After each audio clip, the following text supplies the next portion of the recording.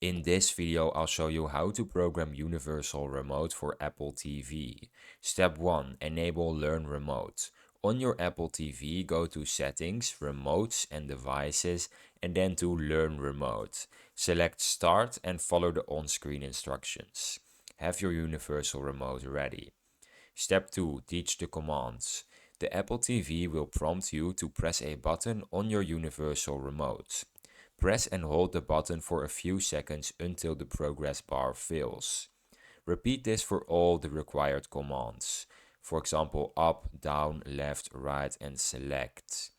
Step 3. Save and name. After learning all commands, you will be prompted to name the remote. Enter a name for your universal remote, for example, family remote.